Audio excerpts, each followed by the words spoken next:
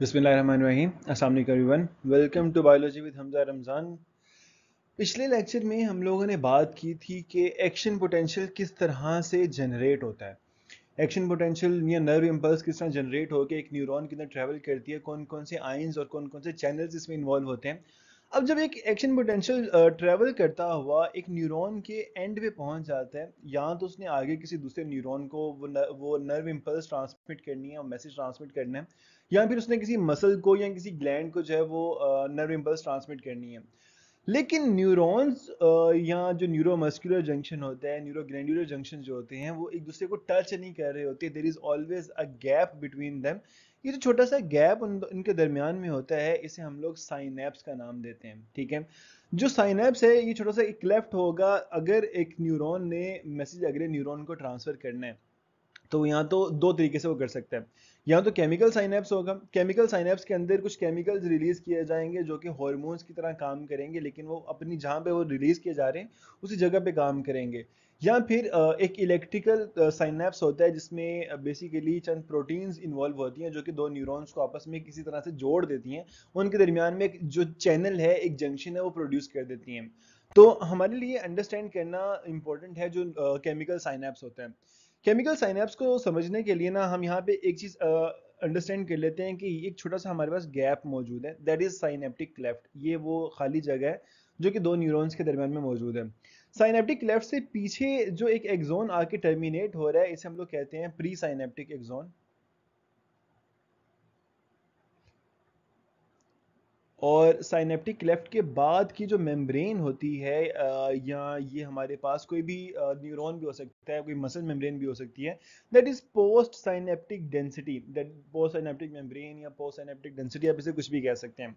अब जब एक नर्व इम्पल्स ट्रेवल करती हुई हमारे पास एक्सॉन टर्मिनल में आती है, this is known as synaptic knob. Axon terminal जो इस तरह का हमारे पास बना हुआ होता है, इसे हम साइनेप्टिक नोब कहते हैं। साइनेप्टिक नोब में जब भी नर्व इम्पल्स ट्रेवल करती हुई आती है, यहाँ पे जब ये आएगी तो यहाँ पे चंद एक जो हमारे पास गेट्स होंगे, वोल्टेज गेटेड चैनल्स होंगे। जैसे कि वोल्टेज गेटेड कैल्शियम चैनल है, ये ओपन होगा। वोल्टेज गेटेड कैल्शियम चैनल के ओपन होने से कैल्शियम के जो आयंस हैं, they will start travelling inside the synaptic knob. Synaptic knob में जैसे ही ये जो चैनल, ये कैल्शियम के आयंस आ जाएंगे, they will bind with some vesicles. इन वेसिकल्स को हम लोग साइनेप्टिक वेसिकल्स का नाम देते हैं। साइनेप्टिक वेसिकल्स अब वो वेसिकल्स हैं जिनमें कुछ केमिकल मैसेंजर्स मौजूद हैं जो कि अगले न्यूरॉन को जाके अपना जो मैसेज है वो ट्रांसफर करेंगे। इन केमिकल मैसेंजर्स को हम लोग न्यूरो कहते हैं। तो ये केमिकल मैसेंजर किस तरह से रिलीज किए जाते हैं, ये they are released through exocytosis. ठीक है, इनको एक्सोसाइटोसिस के जरिए रिलीज किया जाता है। अगर हम इसको थोड़ा सा एक क्लियर स्लाइड के ऊपर देखें तो यहाँ पे ना आपको क्लियर होगा कि अगर एक्शन पोटेंशियल जब अराइव करता है, यहाँ पे पॉजिटिव चार्ज अराइव करेगा एक्सोन टर्मिनल या साइनेप्टिक नॉब में। इसके यहाँ पे आने से क्या होगा कि जो कैल्शियम चैनल्स हैं, वोल्टेज गेटेड कैल्शियम चैनल्स हैं, वो ओपन होंगे और कैल्शियम के आयन जो है दे will start going inside the neuron. In calcium के आयंस के सेल के अंदर जाने की वजह से जो साइनेप्टिक वेसिकल्स हैं, they will move towards this pre synaptic membrane. और यहाँ पे जाकर वो एक्सोसाइटोसिस के जरिए अपने न्यूरोट्रांसमीटर्स को रिलीज कर देंगी इस साइनेप्टिक क्लेफ्ट के अंदर, यहाँ पे रिलीज कर देंगी। साइनेप्टिक क्लेफ्ट जो होगा, यहाँ पे जो न्यूरोट्रांसमीटर्स हैं वो डिफ्यूज होकर अपनी कंसंट्रेशन ग्रेडियंट की बेस पे आगे जाएंगे पोस्ट साइनेप्टिक न्यूरॉन या पोस्ट साइनेप्टिक मेम्ब्रेन के पास।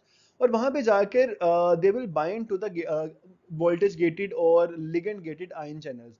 जो लिगेंड गेटेड आयन चैनल्स है, जैसे यहाँ पे हमारे पास एक लिगेंड गेटेड आयन चैनल जो है, इसके साथ आके जो न्यूरोट्रांसमीटर है वो बाइंड कर जाएंगे। अब न्यूरोट्रांसमीटर ने जब मैसेज आगे ट्रांसमिट करना है तो वो दो तरह से करते हैं। या तो वो पोस्ट साइनेप्टिक न्यूरॉन को एक्साइट करते हैं, या फिर वो पोस्ट साइनेप्टिक न्यूरॉन को इनहिबिट करते हैं। न्यूरॉन भी हो सकता है यहाँ पे, कोई भी दूसरी मेम्ब्रेन भी हो सकती है, उसे इनहिबिट करते हैं। अब वो एक्साइट या इनहिबिट कैसे कर सकते हैं किसी न्यूरॉन को? फॉर एग्जांपल, ये हमारे पास जो न्यूरोट्रांसमीटर आया है, दैट इज एसिटाइलकोलाइन। कोई न्यूरोट्रांसमीटर आया है एसिटाइलकोलाइन, वो आके जिस open ligand gated ion channel के साथ बाइंड किया है, it happens to be a sodium channel. अगर ये सोडियम चैनल है, it will allow the movement of sodium ions in towards inside the cell. यहाँ पे बाहर जितने भी सोडियम के आयन होंगे वो सेल के अंदर जाएंगे, सेल के अंदर एक पॉजिटिव चार्ज जनरेट होगा और यहाँ से भी एक एक्शन पोटेंशियल जनरेट हो जाएगा। इस पोटेंशियल को हम लोग कहते हैं excitatory post synaptic potential, EPSP। ठीक है, एग्जाम में इसी तरह से जो टर्म है ये कोड की जाती है। तो एक्साइटेटरी पोस्ट साइनेप्टिक पोटेंशियल तब होगा जब सोडियम के चैनल के साथ बाइंड किया। इमेजिन करें हमारे पास एक न्यूरोट्रांसमीटर है, उस न्यूरोट्रांसमीटर का नाम है GABA. GABA means gamma amino butyric acid. ये एक इनहिबिटरी न्यूरोट्रांसमीटर है। ये आकर जिस लिगेंड गेटेड आयन चैनल के साथ बाइंड करता है, सपोज कर लीजिए it happens to be a potassium channel. अब पोटाशियम के आयन सेल के अंदर ज्यादा होते हैं, सेल के बाहर ज्यादा नहीं होते। जैसे ही पोटाशियम के चैनल को ओपन करेगा, पोटाशियम के आयन सेल से बाहर निकल जाएंगे। सेल के अंदर जितना पॉजिटिव चार्ज था वो बाहर चला गया, सेल हाइपर पोलराइज हो गया। सेल का जो रेस्टिंग पोटेंशियल -70 मिलीवोल्ट था वो इंक्रीज करके -90 मिलीवोल्ट तक चला गया। अब सेल जो है वो बिल्कुल इनहिबिट हो चुका है, जो न्यूरॉन है वो बिल्कुल इनहिबिट हो चुका है, वो आगे नर्व इंपल्स ट्रांसमिट ही नहीं कर सकता। इस कंडीशन में वो दोबारा अपनी कंडीशन को नॉर्मल करेगा तभी नर्व इंपल्स को ट्रांसमिट कर पाएगा। तो इस तरह का जो हमारे पास पोटेंशियल होता है इसे हम कहते हैं inhibitory post synaptic potential, IPSP। तो there is a difference between EPSP and IPSP, जो कि मैंने अभी आपको एक्सप्लेन किया।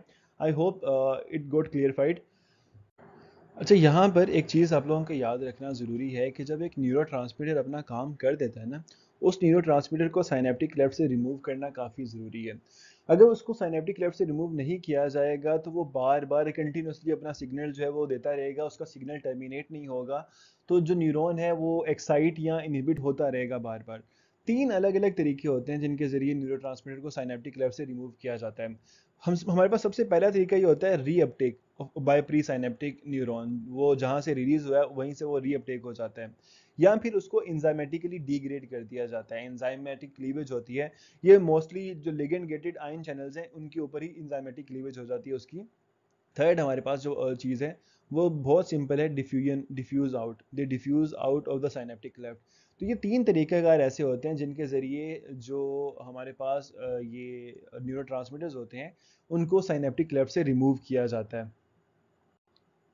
दूसरी हमारे पास टाइप आती है इलेक्ट्रिकल साइनेप्स की। इलेक्ट्रिकल साइनेप्स जो होते हैं ये केमिकल साइनेप्स से काफ़ी ज़्यादा डिफरेंट हैं।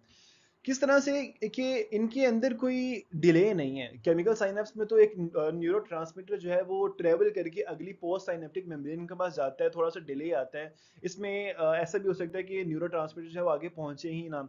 लेकिन इलेक्ट्रिकल साइनेप्स जो होते हैं इनके अंदर कोई भी डिले जो है वो नहीं आ रहा होता। ये फौरन से जो एक्शन पोटेंशियल है उस एक्शन पोटेंशियल को ही अगले न्यूरॉन में जो है ट्रांसफर कर दिया जाता है। तो they are fewer in numbers, काफ़ी कम होते हैं और इन्होंने कुछ यूनिक रोल्स प्ले करने हैं। फॉर एग्जांपल जो इनवॉलंटरी रिस्पॉन्सेज होते हैं, रिफ्लेक्स एक्शंस होते हैं, रिफ्लेक्स एक्शंस को होना जो है वो जल्दी होना ज़रूरी होता है उनके लिए। अगर वो केमिकल साइनेप्स के ऊपर रिलाई कर रहे होंगे तो there is a delay in chemical synapse, वो थोड़ा सा टाइम लेगा। इलेक्ट्रिकल साइनेप्स टाइम नहीं लेता। इसमें जो मोड ऑफ न्यूरो ट्रांसमिशन है that is quite different from chemical synapse. Simply action potential जो है वो आगे ट्रांसफर हो जाता है। जिन प्रोटीन्स के जरिए ये एक चैनल बना हुआ है, इन प्रोटीन्स को हम लोग गैप जंक्शन का नाम देते हैं। गैप जंक्शन जो है ये थोड़ा सा यूनिक है। यहाँ पे कुछ प्रोटीन के हमारे पास मोनोमर्स होते हैं, जो कोनेक्सोन हमारे पास मौजूद होते हैं। ये जो कोनेक्सोन है ये हमारे पास पूरे का पूरा एक गैप जंक्शन बनाते हैं। इस गैप जंक्शन को बनाने के लिए जो मोनोमर्स रिक्वायर्ड होते हैं दे आर कोनेक्सिन मोनोमर्स। तो ये वाली जो चीज़ है ये अक्सर औकात MCQs में पूछी जाती है, तो इस चीज़ को याद रखना थोड़ा सा ज़रूरी है। खैर, इसके कुछ MCQs की अगर बात करें तो neurotransmitter secreted at synapse outside the central nervous system. अब हमारे पास सेंट्रल नर्वस सिस्टम में जो मेन न्यूरोट्रांसमीटर रिलीज होता है दैट इज ग्लूटामेट, जो कि सेंट्रल नर्वस सिस्टम के अंदर रिलीज हो रहा होता है। और सेंट्रल नर्वस सिस्टम के बाहर जो मेन न्यूरोट्रांसमीटर रिलीज होता है दैट इज एसिटाइल कोलाइन। और ये एक्साइटेटरी न्यूरोट्रांसमीटर है, ये इनहिबिटरी नहीं है।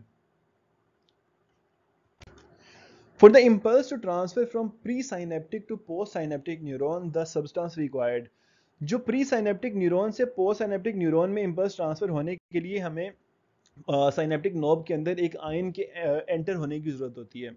वो आयन है कैल्शियम। कैल्शियम काइन सेल के अंदर एंटर होता है तो वहाँ पे एक्सोसाइटोसिस के जरिए न्यूरोट्रांसमीटर रिलीज होते हैं। In nervous system chemical messengers are called, chemical messengers जो नर्वस सिस्टम के होते हैं उनको हम लोग न्यूरोट्रांसमीटर कहते हैं, और जो केमिकल कोऑर्डिनेशन के अंदर होते हैं उनको हम हार्मोन्स का नाम देते हैं। Acetylcholine and noradrenaline are two types of dash used in a nervous system. अब noradrenaline वैसे तो एक हार्मोन है, लेकिन अगर वो हमारे नर्वस सिस्टम के अंदर भी काम कर रहा होता है, क्योंकि एड्रेनालिन नोरेड्रेनालिन दोनों ही न्यूरोट्रांसमीटर का काम भी करते हैं, तो they are called neurotransmitters. The main neurotransmitter for synapses is dash which lie outside the central nervous system। तो ये वही वाली बात है कि सेंट्रल नर्वस सिस्टम के बाहर जो मेन न्यूरोट्रांसमीटर होता है दैट इज एसिटाइलकोलाइन, और अगर सेंट्रल नर्वस सिस्टम के अंदर बात की जा रही हो तो वो ग्लूटामेट होगा। Impulse jump across synapse in the form of chemical messengers such as, तो ये वाली बात हम लोगों ने अभी भी की, आर्जिनिन ल्यूसीन तो अमीनो एसिड्स हैं, ग्लूटामेट इज अ न्यूरोट्रांसमीटर।